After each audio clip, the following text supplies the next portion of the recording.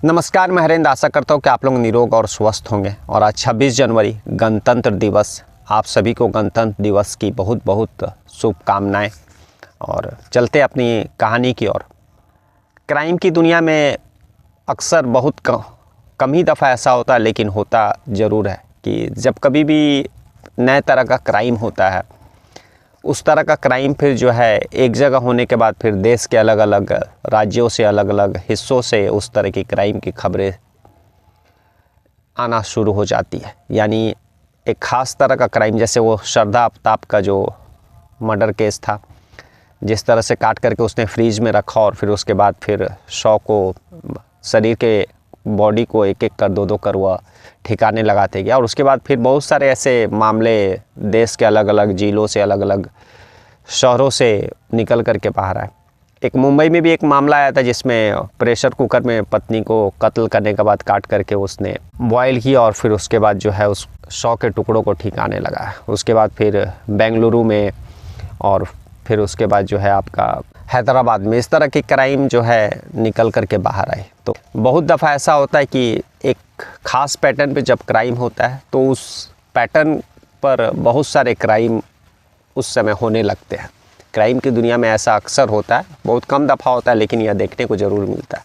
तो जैसा कि मैंने कल कहानी सुनाया था, जो हज़ारीबाग का जिला कोषागार में सहायक पिंटू कुमार नायक की कहानी थी, कि इस तरह से उस ज़मीन के पैसे के लिए, ज़मीन के टुकड़े के लिए उसी की अपनी भाभी ने उसका कत्ल का सुपारी दिया और फिर उसका कत्ल 12 जनवरी 2025 को उसकी भाभी ने और भाभी की बहन का जो लड़का रहता है और फिर और एक शख्स के साथ जो है तीनों मिल करके उसका कत्ल करवा देते। शुरुआत में पुलिस जो है उसको किसी रंजिश का मामला समझ रही थी, और लेकिन जब तफ्तीश आगे बढ़ी तो उसकी भाभी का जो जब CDR रिपोर्ट सारा कुछ निकाला पुलिस ने, तो पकड़ में आ गए।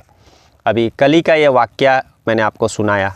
कत्ल जो हुआ था 12 जनवरी को, और 4-5 दिन के अंदर ही पुलिस ने सारे जो गुनाहगार थे उस केस में पुलिस पकड़ लिया। ऐसे ही एक कहानी मुजफ्फरपुर का एक सकरा थाना क्षेत्र, और उसी सकरा थाना क्षेत्र का पिलखीगंज पति पंचायत के अंतर्गत कोरीगामा एक गांव आता है, और उसी गांव में रहने वाले सुधीर दुबे, जिसका उम्र 35 साल रहता है, जो है 3 भाई थे। सुधीर दुबे 35 वर्ष का रहता है, और एक बड़ा भाई संजीव दुबे और उसकी पत्नी नीतू दुबे, और एक छोटा भाई साहिल और उसकी पत्नी रामचंद्र दुबे और माँ रहती है।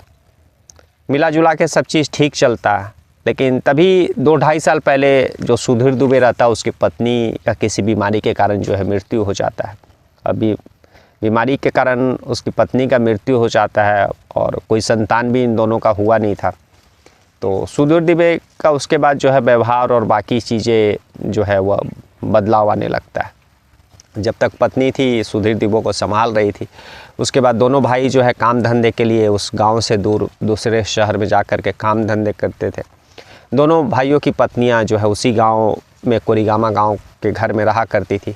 घर में दोनों भाइयों की पत्नियां, पिता और माँ और फिर सुधीर दुबे रहा करता था। 2 साल पहले तक तो सब चीज़ ठीक ठाक चल रहा था, लेकिन पत्नी का गुजरने के बाद जो है वह थोड़ा सा डिस्टर्ब हो जाता है। काम धंधा कहीं गाँव में मिलता नहीं है, और वह बाहर भी काम धंधा की तलाश करता है, लेकिन कहीं कुछ मिलता नहीं है। तो फिलहाल वह गांव में ही रहता था, लेकिन 2-2.5 साल पत्नी के मरने के बाद जो है धीरे धीरे काम धंधा भी उसके पास था नहीं, तो उसका जो है आर्थिक स्थिति और भी ख़राब होने लगता है। कहीं से कोई रास्ता मिलता नहीं। देख, वह जो उसका ज़मीन रहता है पिता का, रामचंद्र दुबे का जो उसके पिता रहते, उसकी जो ज़मीन रहती है, और उन ज़मीन पर तीनों भाइयों का जो है बंटवारा हुआ नहीं था। लेकिन सुधीर दुबे जो है उस ज़मीन में से कुछ ज़मीन जो है औने पौने दाम में बेच देता है, क्योंकि उसके पास पैसा नहीं था और पत्नी के मरने के बाद जो है कोई संतान भी नहीं थी उसकी। तो वह थोड़ा सा डिस्टर्ब हो जाता है, और नशा का भी लगभग धीरे धीरे वह रास्ते पर निकल पड़ता है, उसका भी आदी हो जाता है। पैसे के लिए उसको अपना ज़मीन बेचना पड़ता है। शुरुआत में वह घर का कुछ सामान बेचता है, लेकिन उससे वह भी ख़त्म हो जाता है, उससे उसकी आवश्यकताएँ पूरी नहीं होती है। तो उसके बाद जो है वह अपना ज़मीन, जो पिता का सारा ज़मीन था जिस पे तीनों भाइयों का हक था, हालांकि बंटवारा नहीं हुआ था, तो सुधीर दुबे उस ज़मीन का लगभग कुछ हिस्सा जो है औने पौने दाम में बेच देता है। जब यह बात गांव से दूर रहने वाले भाइयों को पता चलती है, और उन दोनों की पत्नियां जब उन लोगों को इन्फॉर्म करती है, तो वे लोग काफ़ी गुस्से होते हैं।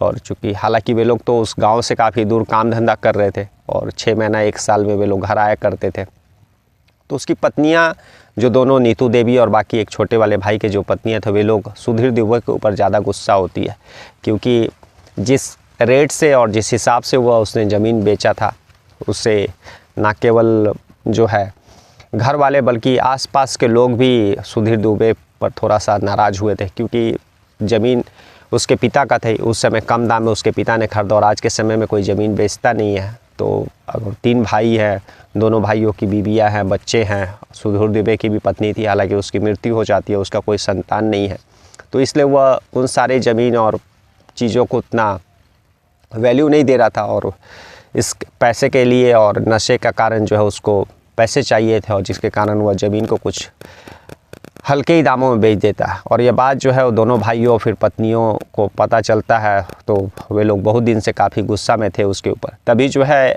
कुछ ज़मीन कुछ महीना पहले बेचा था, उसके बाद फिर वह कुछ ज़मीन बेचना चाहता है और फिर उसके लिए ग्राहक वगैरह वह देख रहा था। और जैसे ही यह खबर भाइयों की पत्नियों को कानों तक पहुँचती है, वे लोग अपना जो है आपा खो देती है। तभी जो है इसी गुरुवार को 23 जनवरी 2025 का रात रहता, सुधीर दुबे कहीं से रात में लगभग 9-10 बजे के करीब में आता है, और जैसे ही वो आता है उसकी भाभी जो है उससे लड़ाई झगड़ा ज़मीन को लेकर के करने लगती है। हालांकि वह विवाद लगातार ज़मीन को बेचने के बाद कुछ महीनों से उसके साथ हो रहा था, लेकिन जब वह और भी ज़मीन बेचने के लिए ग्राहक देखने लगता और यह बात जो है दोनों भाइयों की पत्नियों को कान तक पहुंचती है, तो वह अपना गुस्सा अपना आपा खो देती है।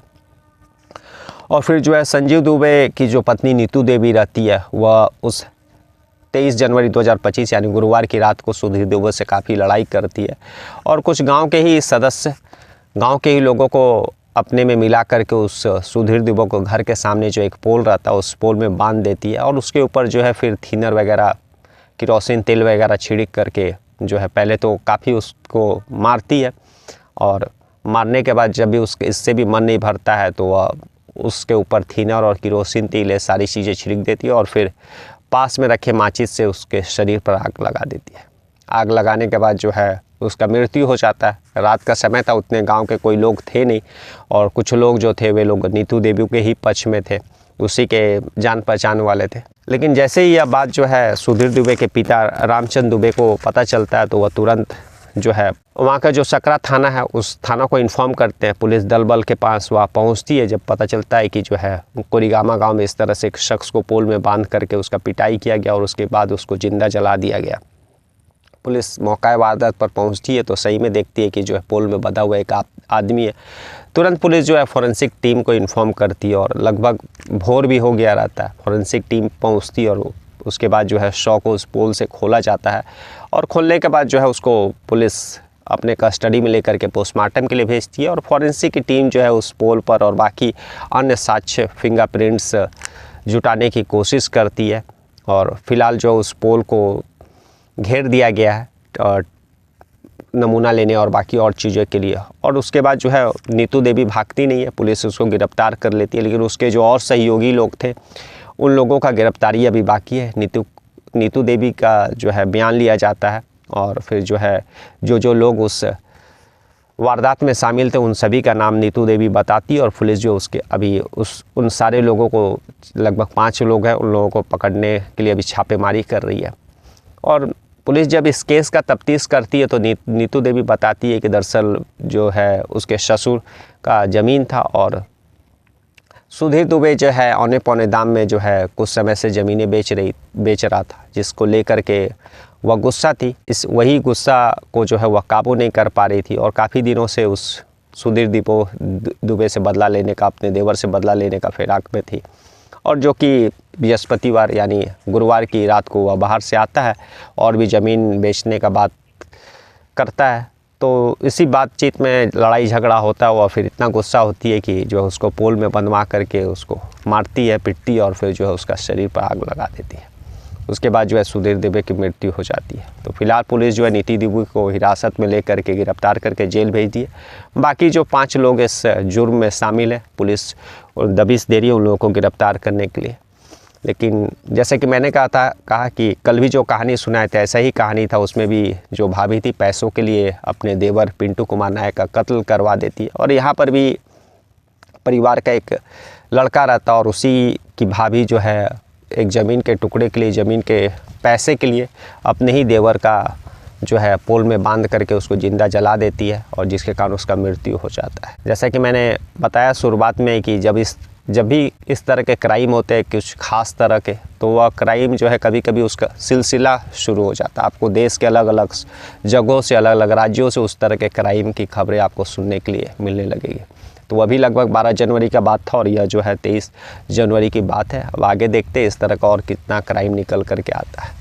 लेकिन यह कहानी सुनाने का उद्देश्य किसी को परेशान करना, हैरान करना नहीं था, बल्कि यह बताना है कि परिवार में किस तरह से मनमुटाव और पैसे और ज़मीन के टुकड़ों के लिए किस तरह से जो है पैसों और बाकी चीज़ों की कुर्बानियाँ चढ़ रही है। इसका अच्छा खासा अंदाज़ा जो इन सारी वारदातें जो राज्य में अलग अलग गाँव में घटित हो रही है उससे अंदाज़ा लगाया जा सकता है। कल हम लोग फिर ऐसी किसी कहानी के साथ मिलेंगे। तब तक के लिए नमस्कार, जय हिंद, जय भारत।